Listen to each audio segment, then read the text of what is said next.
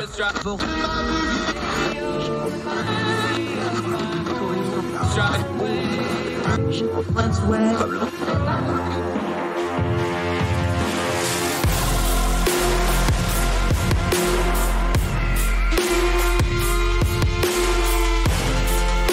host, Andrew Donaldson. This is Heard Tell. Welcome back to Heard Tell. Been a while. We'll talk about why that is in just a little bit. I'm Andrew Donaldson. Thank you so much for giving us the most precious thing you have, your time, as we continue to do what we always do. Turn down the noise of the news cycle, talk about some things that really matter, get to the information you need, not all that caterwauling on the internet or on those Facebook posts that people can't stand. None of that mess. Just talk about what's really going on. We'll update why we haven't been doing these shows a little bit later on. Let's start with the GOP primary, though, because as we've been writing about, we haven't been talking about because we haven't done a show since December, there is no GOP primary for president. It's over. It's been over. It took 31 minutes for the Iowa caucuses to get called. That's about the fastest in a contested primary we can remember. Donald Trump won by the largest margin in a contested primary, even though he's not a non-incumbent because he's been president before, but you get the idea. He destroyed the field. Second place was in I Can't See You From Here, second place. Nikki Haley was even further back in third. And then the arguments started. Let's just back up for a minute. We have been telling you for a while. This isn't just me saying this. You can look at my Twitter feed. You can look at my writing. A lot of people, anybody that paid a lick of attention, Donald Trump was going to roll through these primaries. The indictments, all the talk, everything that's been going on, all the scandals, all the madness, all the hype about other candidates, all that died a frigid death in a very cold Iowa back on last Monday night. No, there wasn't any momentum by any other candidates. No, there was not going to be any mass exodus from Trump because of the issues we just discussed. No, Ron DeSantis was not going to replace Donald Trump as the next big thing. No, Nikki Haley didn't have any momentum. As I wrote about, sloshing is not surging. That was just a small group of GOP folks trying to find a better option. We've seen this movie before. There was 2 polls going into Iowa. And again, these were just folks in Iowa, but you're going to find this all through the GOP because, again, things don't happen in a vacuum. They happen in a sequence. We know why things happen the way they do. The 2 questions that give away the entire game of this primary and all the horse race stuff, and all the, well, if you win New Hampshire or you get close, or the 3-2-1 strategy where you're going to be in third and then second and first, which has never actually happened, by the way. The 2 questions that give away the entire game of this primary are thus. A vast majority, almost 70%, of Iowa caucus goers said they would vote for Donald Trump even if he's convicted of a crime on any of the multiple charges he's currently facing. The second question that gives away the game is that almost 70% of those same folks believe that the election in 2020 was stolen. These are not fixable problems in the typical political sense. You're not going to talk people out of these positions. You're not going to reason with them. You're not going to explain it to them. If they believe it now, if they believe that it's okay to vote for somebody that has criminal convictions, if it's okay to vote for Trump despite everything he's done, if it's okay to think that the election was stolen even though it clearly wasn't, it has been adjudicated that it wasn't, the more they say it is, the less true it is. You can't reason with that. You're not fixing that. And the Ron DeSantises and the Nikki Haleys were never going to convince those people by being 35-40% of Donald Trump, especially with Donald Trump in the race. Those folks that believe those 2 things, that the election was stolen and that Donald Trump should be elected no matter what, they don't want Trump Light or Trump 2.0 or Diet Trump or whatever else Trump alternatives that have been pitched to them. They have Donald Trump on the ballot, and they want Donald Trump. They want Donald Trump for a lot of reasons, but one of the biggest reasons is if they can get him reelected, then they were right all along and don't have to admit they were wrong. That's it.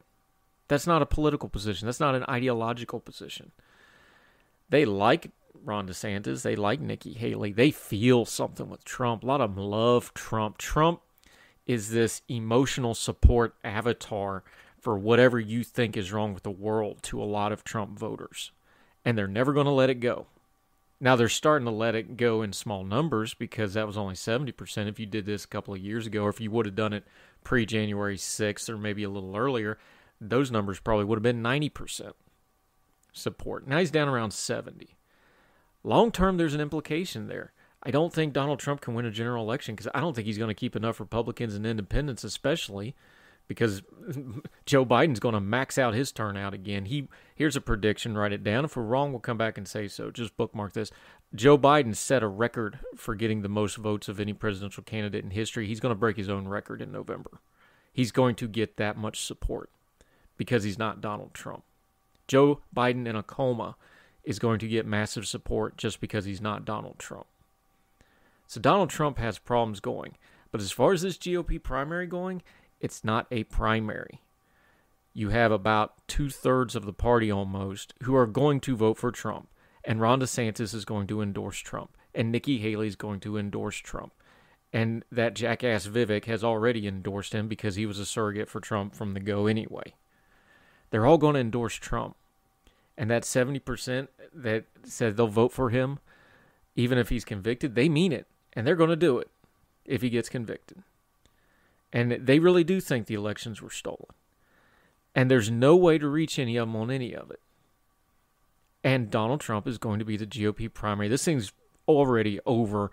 We told on social media, if you follow us, for the Fire, or my writing at ordinary-times.com. I've wrote a couple pieces over the last few weeks about this, including one on Nikki Haley and one on the Iowa caucuses you can read there. We'll put the links in the show notes. All those New Hampshire pollings, there was an outlier poll that showed it virtually tied. It's like none of that matters until after Iowa because Nikki Haley got stomped so hard in Iowa, you got to wait for that to catch up. Well, now we got it. It's back to about 13 to 15 points, depending on which poll you want to believe. Suffolk poll has her back down to 36%, with Donald Trump back over 50%. He's going to win New Hampshire, folks, probably by double digits, comfortable double digits. Then they're going to go to South Carolina, Nikki Haley's home state, and she's going to lose by at least 30 points. This primary, it's not fair to say it's over. It was never a primary to start with. It was a primary in name only.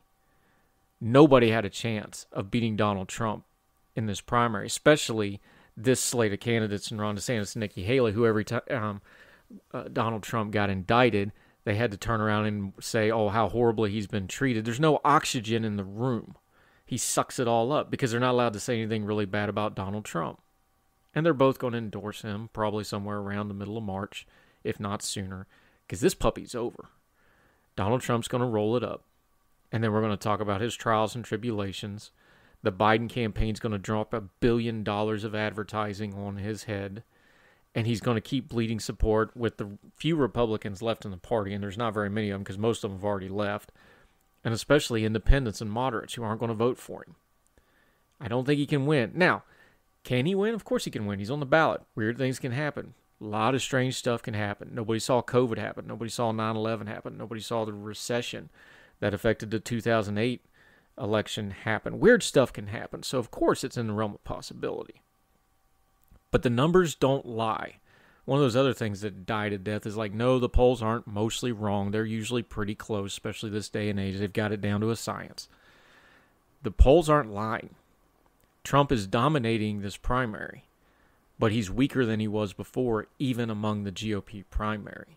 And he's going to be a very wounded candidate in this general election, even against a candidate in Joe Biden who has the advantages of incumbency, but against any other candidate would probably be at a disadvantage because of his age, because there's things that folks just don't like about his policies. He hasn't been spectacular. There's things they don't like the Afghanistan pullout. The economy's been a little uneven. Inflation has really hurt him. But none of that will matter if Donald Trump's on the other side of the ballot, who's similar of age, just as lunatic when it says stuff just off the wall. So all the dementia stuff about Joe goes out the window because Donald Trump says crazy stuff and actually means it. This is where we're at. There's been this whole theme for a while now of nobody wants a rematch. Well, one of our core principles is actions, not words, right? nobody did anything to prevent the rematch. So folks on social media can say till they're blue in the face, nobody wanted a rematch. But their actions absolutely said everybody wants a rematch. The other thing we can take from this is how weak the benches are right now, Democratic and Republican. We haven't talked about this a lot yet because we're going to kind of wait until Trump starts passing off the scene. But here's the thing about Donald Trump. He absolutely destroyed the national candidates for the Republican Party. Looking at Ron DeSantis and Nikki Haley, we can't project too far into the future what might occur to them, although I can guess. Go back to 2016. Look at the people that ran against Donald Trump in 2016. Is any single one of them have a higher profile or more respected now having done so? Ted Cruz, who for all practical purposes was second in that race, he's pretty much a laughingstock. Donald Trump ripped out Ted Cruz's political soul and then wore it as a hat, and then has spent the last few years making sure Ted Cruz compliments in public how wonderful Donald Trump's new hat is. Marco Rubio, remember, he was a rising star. Trump's sycophant now. Can't say anything bad about Trump. I mean, he'll be reelected in the Senate in Florida probably as long as he wants to run, but, diminished. And you can go on down the list of everybody else that ran in that campaign. I suspect the same's going to be true with Donald Trump this time. Nobody survives first contact with Donald Trump because they don't know how to fight him. They don't really want to fight him, and they wound up doing this mealy-mouthed nonsense that makes them look really, really silly. And if you want to have leadership after Donald Trump, all of these people are going to be judged by how they handled Donald Trump. And even the Trump fans, here's the dirty little secret. The hardcore Trump fans, they don't respect anybody that just supports Donald Trump because they know they have to, because they can smell it on them, and they can see it in their actions. The people like Ron DeSantis and Nikki Haley, the doublespeak, the trying to massage it of, I'm attacking Trump, but not really, please still vote for me. Hardcore Trumpers are never going to respect that. And those Trump voters are going to survive long after Trump's passed off the scene in this party. The Republican Party has nobody to blame but themselves. And when they start harping about binary choice, no, this is not a binary choice. This is a result of years of action. You had other options in 2016. You had other options. 2020 is an incumbent, so that's a little different. You definitely had options this time. And every single turn, they decided they wanted Donald Trump. It wasn't a binary choice. It was a plan because they wanted it this way. So here we are. Donald Trump is going to romp through this primary. It's going to be over very, very quickly. And then it's going to be Trump v. Biden 2, the rematch. And I suspect the result will be pretty similar, if not a little better for Joe Biden, unless something really screwy happens. More Heard Tell right after this.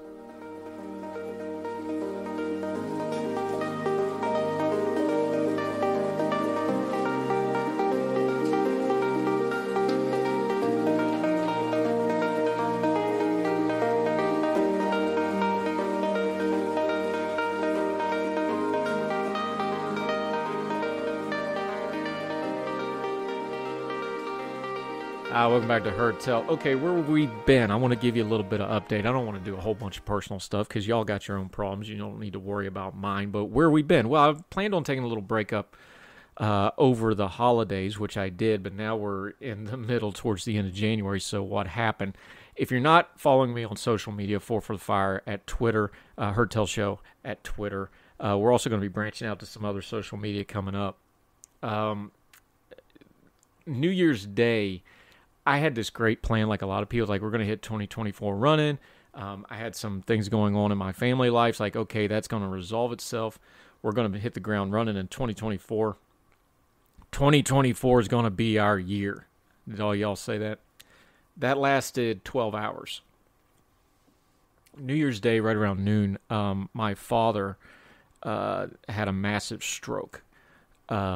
My college-age kid was fortunately with him, acted quickly, no doubt saved his life, probably saved a lot of his function and other things by quickly responding. My mom was there as well, but my dad takes care of my mom in a lot of ways. So my mom doesn't drive anymore, for example, things like this. So my college-age kid was there, reacted very quickly. I want to publicly thank the EMS folks. My father, they live rurally, our small little hometown in West Virginia, where my mom's family's been on that mountain for over 200 years. Our local EMS has always been excellent. My dad, from the moment he had his stroke till he was in the ER getting a TPA shot, was under 30 minutes. So my thanks to the EMS, Nicholas County EMS, Summersville Fire Department, J&Care Ambulance. You guys were fantastic. But it was a severe stroke. They transported him to WVU Medicine in Morgantown. If you're not familiar with WVU's hospital, it is exceptional. They specialize. They were just on 60 Minutes about a week ago. Featured their neurology department on some of their Alzheimer's research. They're excellent with neurology and cardiology and this sort of thing. It's a fantastic hospital. They were wonderful to us. We were in Ruby for over a week. Cannot say enough good things about them. But long and the short of it, obviously I had to go up to West Virginia. I had to be with my dad. He got moved to rehab, so I've been kind of going back and forth a little bit. As you're listening to this and we're putting it out, we're hoping he's going to be coming home from rehab pretty soon. When he comes home from rehab, I'm going to be with them pretty much full-time for the foreseeable future to help take care of them, help my dad with his rehab. If you don't know my own backstory, I had a TBI while I was in the military. I had full right side paralysis, including my face, including speech involvement. My dad has right side paralysis, including speech involvement. His cognitive's good. He just can't neuromotor, can't physically, and he's made great strides. He's killing it in physical therapy. He's super motivated. He's doing as well as he can be doing. He's going to work hard at it. I've been there. I've done this kind of therapy. I've had to rehab. I've had to learn how to write with my right hand again. I've had to learn how to walk again. I've done all this. So I feel that's a blessing in this situation. I get to go do this and help my folks out. So that's where we're at on that. I'm telling you all this because my plans for this program and for my writing and my media and my other stuff obviously have greatly changed now. So if you accuse me of tweeting from my mom's basement for the next couple of weeks, there's validity to the accusation. I'm probably in my mom's basement in my old bed downstairs tweeting.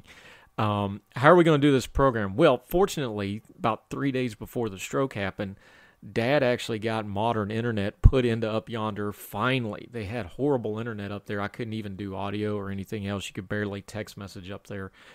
They live right on the side of the hill before you get to the top of the hill, and just the reception. You can't even get cell reception real good there. They have modern internet now. So there's going to be some guerrilla radio involved here. I'm going to try to do episodes of this program. I'm going to be doing my writing. I've already, my local column for Fayette Tribune, I hadn't been doing that. I found the first one's going to come out this week. I'll get back to doing that.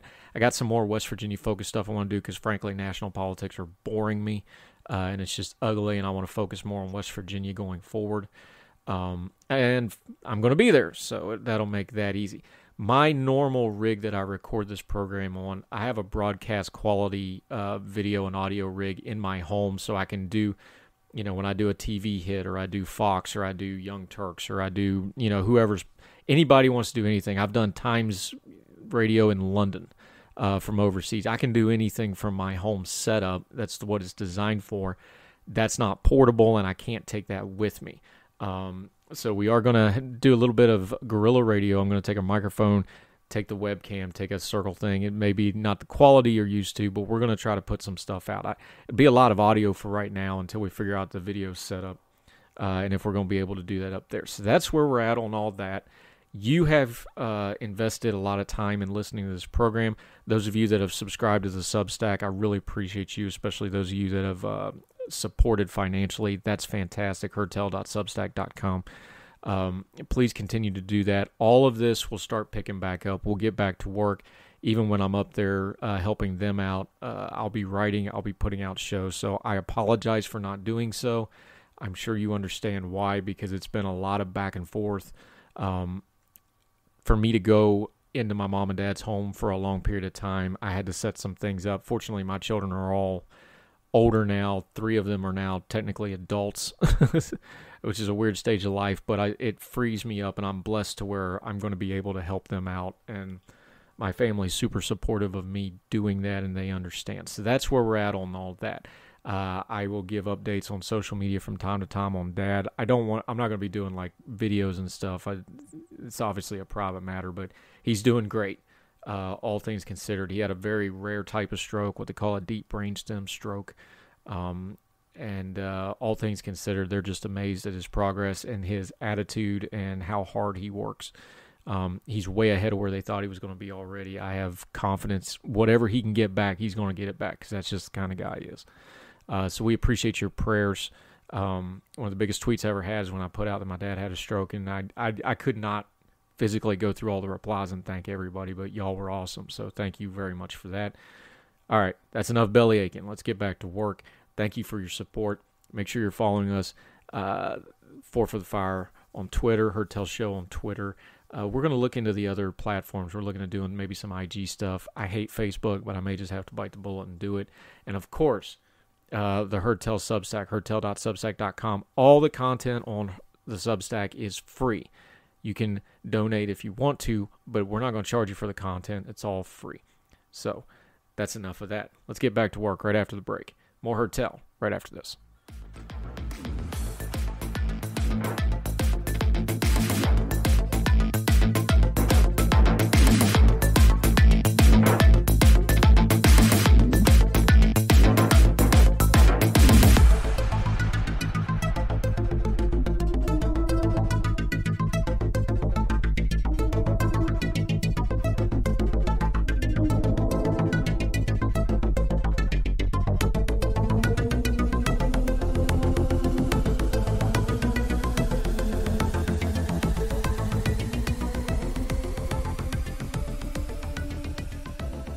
Welcome back to Heard Tell. One thing we do is we always update stories when we can. We don't just do hit and runs on stuff.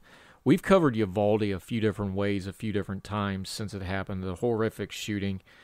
Look, it didn't pass the eye test and the smell test when we watched it. Anybody that watched that said, this isn't right, something's wrong with the law enforcement, why are they doing this, this ain't right. Now the Justice Department has issued its report on Thursday as I'm recording this, and it is scathing. We will link to it in the show notes. Quote, the most significant failure was that responding officers should have immediately recognized the incident as an active duty situation, using the resources and equipment that were sufficient to push forward immediately and continuously towards the threat until entry was made into the classrooms. That's the DOJ report. Let's pause for a second. The old way of doing things before Columbine massacre, and we all remember Columbine, where the two kids shot up Columbine, kind of the first of this modern trend of school shootings. The tactical plan before that was more of a hostage rescue type thing where you barricade it, you secure it, and then you wait to make contact. What law enforcement figured out was with the new wave of shooters, they don't care about that. You got to get in there and neutralize them because they're just going to keep killing people. So for the last 25, 30 years, however long it's been now, the standard operating procedures for an active shooter is the first responders push in and attack the shooter until the shooter is neutralized. We could use flowery language, but let's just be plain here. As soon as you got enough people to go at the shooter and kill them, you do so, because there's no other option, because he's going to keep killing people, he or she or they or whoever it might be. The shooter's going to keep shooting until you stop them. So as fast as possible, you can wait for a little bit of backup, but you got to go in there and engage them. This was also the Marjorie Stoneman Douglas school down in Florida, why that officer got so much flack for hiding. It's like, it doesn't matter. Your job's to go in there and fight. That's what you're paid to do. Anyway, 19 school children and 2 teachers were killed here. How many of them could have been saved if the police had pushed a little harder? We've seen that heartbreaking video of the one officer being physically drugged out of the line and out of the school. And it turns out his wife was one of the teachers that was killed. He wanted to go in there and get him, and they held him back. That kind of stuff looked wrong, and now we have the full reporting that it was wrong. We're not going to go through this whole report. I read wide swaths of the initial reports on air on this program. You can go back and listen to that. It's really jarring stuff, but I thought it was important. There's a lot of good police. There's a lot of good law enforcement. The vast majority of law enforcement's good. Most of the law enforcement that responded to Uvalde were not bad law enforcement people. They had very bad leadership. They had very bad communication. We know from this report now There was a lot of things with this particular shooter where he fell through the cracks, should have been identified, should have been watched, should have been handled differently for years prior to this happening. There's a lot of blame to go around, and it's easy for us to sling the blame around. But when it comes blame time, the first place we need to put the blame is always on the leadership of the people involved. And it is crystal clear in Uvalde that all the other breakdowns, all the other procedural breakdowns, all the other communication breakdowns, and a lot of the blood that was spilled is on the hands of the leadership of the law enforcement that responded. There's just no other way to put that. Leadership matters. Accountability matters. And if you're going to do accountability, you always got to start with leadership. Law enforcement gets a lot of slack in this country, and justly so. They have a very hard job. They have a dangerous job. But some of the back the blue stuff forgets. The law enforcement is the armed enforcement wing of the government, and they have to be held accountable. They have the same problems any government agency does, whether it's on the local, state, or federal level. Sometimes you get bureaucrats in charges and in leadership positions where you don't need a bureaucrat being in charge. You get politically minded people in positions of leaderships. You get people that have floated through the system or have gotten promoted just for hanging around. That happens in every organization, public and private. But when it happens in law enforcement, and you get people in positions of authority that shouldn't really be there, and the bullets start flying, now you got a problem. And unfortunately, it's not just a rounding error at a business, or somebody loses a sales call, or somebody doesn't get a service provided. When it's law enforcement leadership that screws up, people die. People get hurt. Communities get irrevocably ripped in half.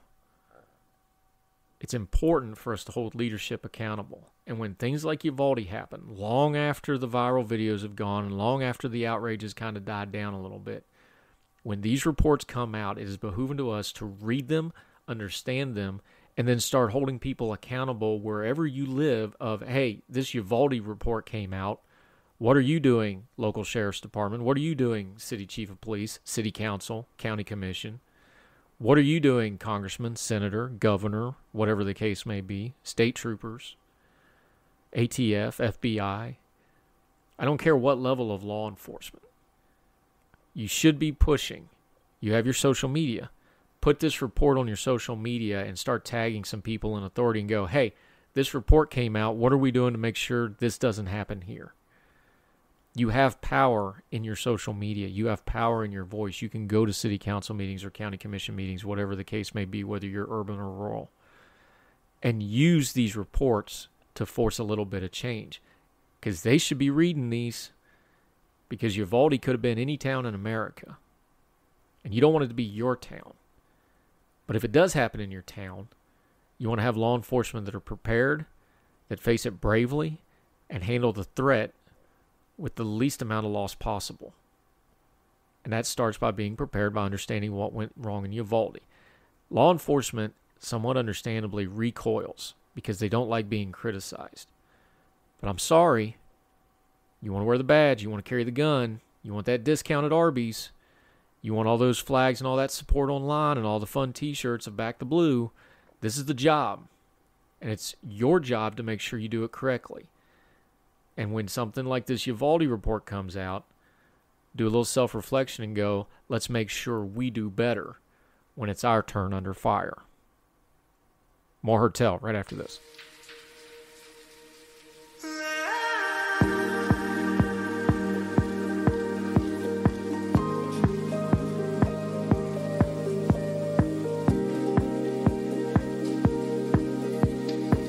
Religion is at the intersection of our 21st century life, even if we don't express a faith.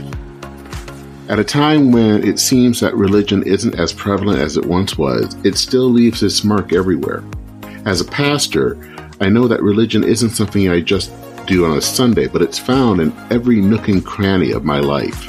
Sexuality, politics, social media, the economy, war, nationalism, all have some kind of religious angle to them. And as a communicator, I want to find the stories that can help people understand this part of our society that is so important to so many.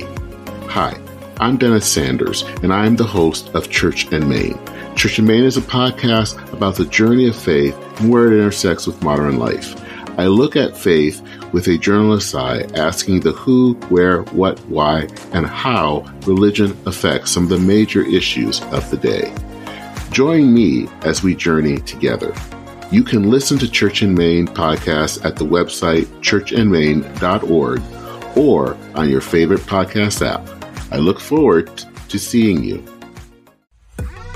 Folks, you've heard of Ethan Brown on the Heard Tell Show a couple of different times, but if you're interested in learning about how to discuss things like climate change without all the politics and doom and gloom, head over to his podcast, The Sweaty Penguin. Sweaty Penguin is a late-night comedy-style climate podcast working to add nuance, critical thinking, humor, and hope to the climate conversation. They got over 100 episodes already, breaking down weekly news stories and specific topics, from the vanilla to the ADHD to the international accountability to orangutans. Yes, I know, it's a comedy thing, so just go with it. But each time, exploring different ways we can make progress on these issues while still helping the economy, health, security, and everything else we care about. Feel overwhelmed, exhausted, or excluded by today's climate change discourse? This is the podcast for you. Find The Sweaty Penguin wherever you get your podcasts or at www.thesweatypenguin.com.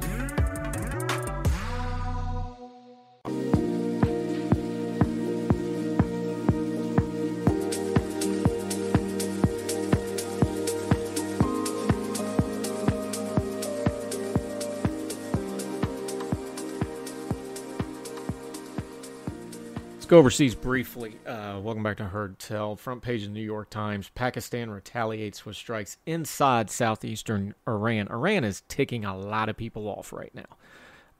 The Houthis that we're shooting it out with, the U.S. Navy has been just busy as a bee in the Red Sea dealing with the Houthis. They're Iranian proxies. Iran funds them. They arm them. They've got them as trying to take over Yemen, the country. Do not let anybody in media tell you the Houthis are Yemen. They are not. They're their own thing, and they really, really want to die for the cause, and we really, really need to kill the ones that are violent, so that's a mutual thing. Let's get that done. And the Navy and the American Armed Forces and our coalition partners are doing that. Now, Iran has decided to pick a fight with Pakistan. I'm not sure what's going on in Iran, although we know that it's very unstable and has been for years. Pakistan's got its own internal problems right now, and nothing rallies people around the flag like foreign interference. There is, of course, a long history with Pakistan and Iran, good, bad, and indifferent.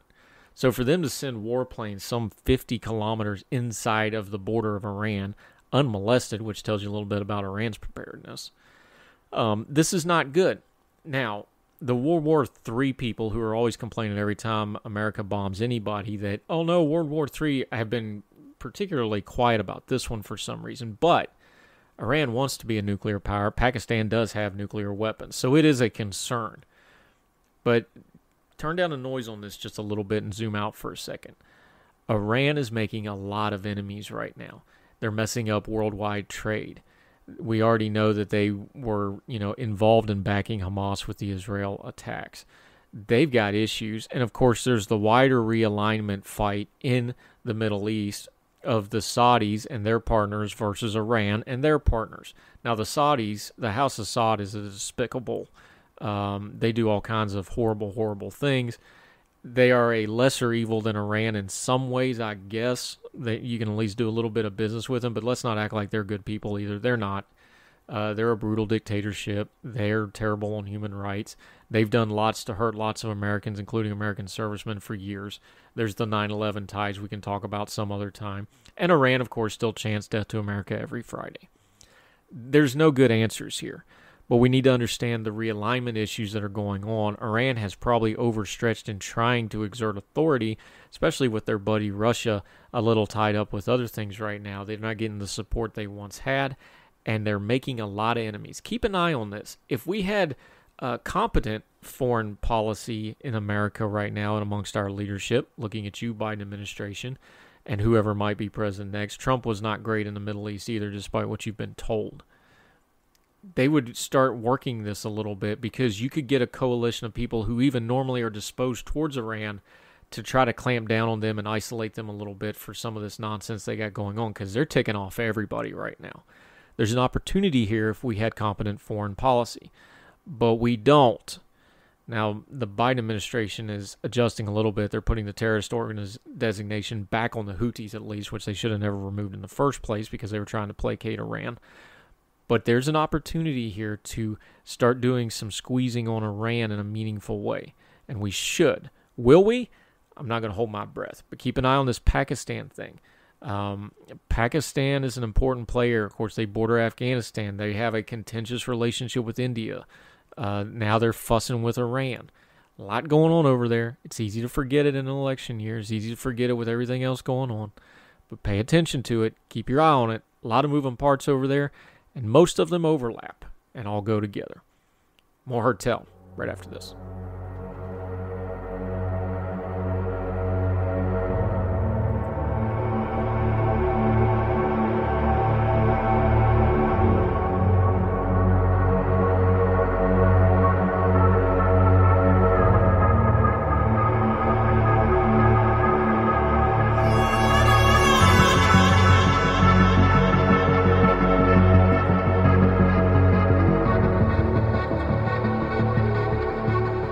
Welcome back to this abbreviated version of Heard Tell. We're going to get back to doing full programs soon, but we wanted to get a few thoughts down for you. One of my favorite things is our buddy Keith Conrad's news side quest. It's an email service. You can get it. This is a little light note. Meme falsely claims dinosaurs were only invented to prove evolution is real. There is no dino hoax. This is fun. From the AP News Service.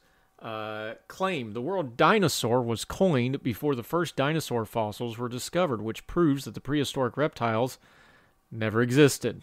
That's the claim. Now, the assessment is false. Humans have been finding dinosaur fossils for thousands of years. You know, we have... Dinosaurs are real. Let's just not be silly about it. Now, there's debate about why they existed, when they existed, the timeline. But yes, there was dinosaurs. Social media users have dug up an old meme to deny that the ancient beasts ever actually roamed the earth. Sir Richard Owens, this is the AP, who created the term dinosaur, wanted to prove evolution to be true, reads an image shared. He knew that many specific scientific community embraced the same goal. He was broke and desperate to succeed after he invented the word dinosaur in 1842. Amazingly, the first dinosaur discoveries happened in 1858. In the top left corner of the image, this is the meme. The word dino hoax appears. It is unclear where the meme originated, but a Google search for dino hoax shows it's been going around since at least 2019. Owen, an English anatomist and paleontologist, introduced the term dinosauria in 1842 to describe the three types of the extinct reptiles that had been formally named after the first decades of the 1800s, but experts say fossilized dinosaur remains have been uncovered throughout human history, even though they were broadly recognized for what they were until the 19th century. Quote, Bruce Lieberman, director of Kansas Paleontology, people have been interested in not just fossil but dinosaur fossils for thousands of years. He explained there's archaeological and other types of evidence pointing to awareness even amongst the earliest civilizations. For example, Native American pictograms of a giant bird dated about 500 AD was found next to a site where the dinosaurs' footprints were discovered. It goes on, but this is the funny version of memes being funny. Now, there's other versions of this that are funny. The flat earth people. We had the anniversary of the JFK assassination. There was a meme that, you know, it's long enough we can have a little bit of a joke about it. It's like, he wasn't assassinated, his head just did that kind of thing. But it's also a good example of how easy it is for people to just believe stuff on the internet, especially things like Facebook or Instagram or Twitter, or a lot of people, I noticed, you know, on people's phones, they have these news feeds that aren't really news feeds. They're just clickbait feeds. And it's easy to see something and get head up on it. And if you don't take a minute to Google it and follow up on it or check with a reputable news service, you get stuck on it. You get caught on it. And you're not sure whether it's true or not. It's vitally important, more than ever, for us to be very aware of what we're just smashing send on. Because a lot of those clickbait headlines are just that. They're clickbait. And memes that are most people who created them meaning them to be funny, people can actually start believing them. So yeah, the dinosaur one's funny. It's just goofy and silly. But it's also indicative of how easy it is to click something, read it, not take a second to think about it, and all of a sudden you're down the rabbit hole. Real life's busy enough, folks. Don't do too much of that. More Heard Tell right after this.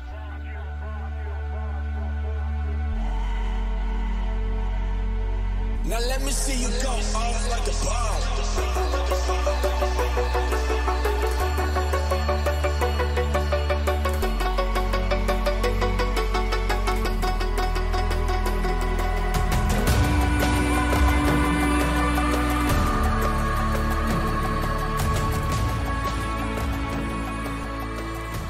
Back to Hertel. I wrote a piece on Substack, and I wanted to share it with you if you hadn't seen it yet. We'll put the link. It's called Stupid Questions with Obvious Answers.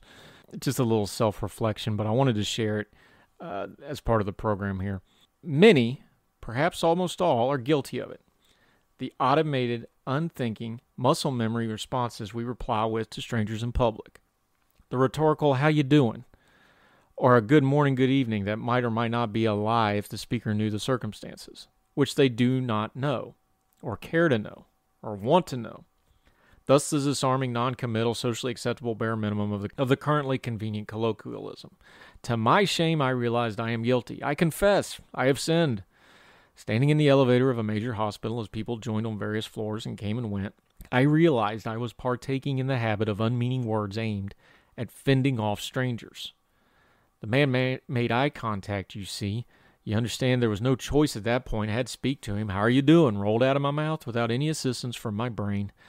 And he, having no choice, now that the gabbing gauntlet had been thrown down, did what must be done and said, how you doing? He asked with, what was that in his eyes? Shame, confusion, desperate hope of something better, but not knowing what that might be. Now, I wasn't there when Paul was struck blind on the Damascus Road, or Archimedes' Eureka, or Apple whacking Newton, but right there I had myself a moment of realization. Integrity demanded, honor required, and my own strained and tired mind forced me to act and correct the situation. Thus I dropped the social facade and went with honesty for both our sakes. I looked him in the eye and said, that was a really stupid question for a hospital elevator, wasn't it? The dam of social awkwardness broke. Yeah, it is, he chuckled, right? Because if everything and every one of us was okay, none of us would be in a hospital elevator, would we? I extrapolated on a roll of analysis of truth, life, and all the mysteries of the universe. Yeah, man, he said, I don't know why I do that, but you're right, my newfound brother of the banter agreed. The ding came and the door opened, and it was his floor. You have a good one, or a better one, I should say, he said. And I mean that, he added with a smile as he exited. What an idea. Folks saying things that you get the small joy of knowing they mean it. Imagine hearing have a good morning or evening with the endorphin hit of knowing it was as earnest as an upper Midwest hot dish dinner invitation. Ponder, if you will, the societal implications of millions of people saying have a nice day or have a good one or have a good'n or even the hoity-toity good day, said and received with the cognitive confidence of complete candor. Meditate on the bright new world of meaningful meetings and gregarious gab. A pipe dream? Perhaps, but a better goal and cause that doesn't require legislation, social movements, trending attention, or federal grants and subsidies. Far more relatable than the utopian pointless warblings of that imagined song, and more attainable than the unicorn promises of infinite everything at no cost to you that the grifters are pushing. Just a little change in the most automatic and mindless of daily activities when interacting with a fellow human being for the briefest of moments. Doesn't require as much courage and effort as we fool ourselves into thinking. Perhaps a small change to raise the bar on what we consider socially acceptable conversation in public places. Incremental advances on respecting others and each other to give them one thought before speaking, instead of mindless, unmeaning fodderall. Let us go, mean what we say to our fellow humans, and send no more. A piece I wrote on Hertel's Substack, hertel.substack.com a while back. That was in the elevator while I was going up to the 10th floor of Ruby Memorial to see my dad in Morgantown. That happened. Share it, discuss it, love it, learn it, live it.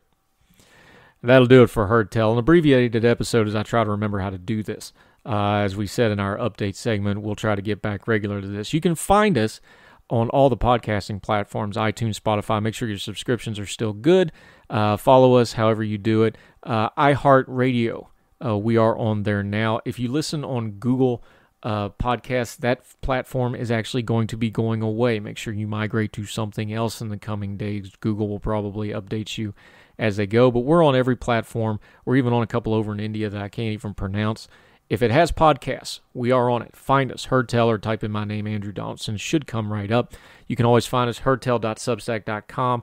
Every episode will also have links on there, plus all the writing, media hits, everything we do, kind of one-stop shopping for everything we do with Herdtel. For the Fire on the Twitter, if you want to follow my personal account. We do a lot of different things there, not just politics and culture. We do food, we do sunsets, we do all kinds of shenanigans. Herdtel Show at the Twitter, or X now, if you want to play along with that. It's all good. So, wherever you are, across the street or around the world, we hope you're well. We hope you're well fed. We have missed you. We're glad to be back. See you next time for more Herdtel. All the music on Herdtel is provided under a Creative Content license from monstercat.com. Religion is at the intersection of our 21st century life, even if we don't express a faith. At a time when it seems that religion isn't as prevalent as it once was, it still leaves its mark everywhere. As a pastor, I know that religion isn't something I just do on a Sunday, but it's found in every nook and cranny of my life. Sexuality, politics, social media, the economy, war, nationalism, all have some kind of religious angle to them. And as a communicator, I want to find the stories that can help people understand this part of our society that is so important to so many. Hi, I'm Dennis Sanders, and I'm the host of Church in Maine. Church in Maine is a podcast about the journey of faith and where it intersects with modern life. I look at faith with a journalist's eye, asking the who, where, what, why, and how religion affects some of the major issues of the day. Join me as we journey together. You can listen to Church in Maine podcasts at the website churchinmaine.org or on your favorite podcast app. I look forward to seeing you. Folks, you've heard of Ethan Brown on the Herdtel Show a couple of different times, but if you're interested in learning about how to discuss things like climate change without all the politics and doom and gloom, head over to his podcast, The Sweaty Penguin. Sweaty Penguin is a late-night comedy-style climate podcast working to add nuance, critical thinking, humor, and hope to the climate conversation. They got over 100 episodes already, breaking down weekly news stories and specific topics, from the vanilla to the ADHD to the international accountability to orangutans. Yes, I know, it's a comedy thing, so just go with it. But each time, exploring different ways we can make progress on these issues while still helping the economy, health, security, and everything else we care about. Feel overwhelmed, exhausted, or excluded by today's climate change discourse? This is the podcast for you. Find The Sweaty Penguin wherever you get your podcasts or at www.thesweatypenguin.com.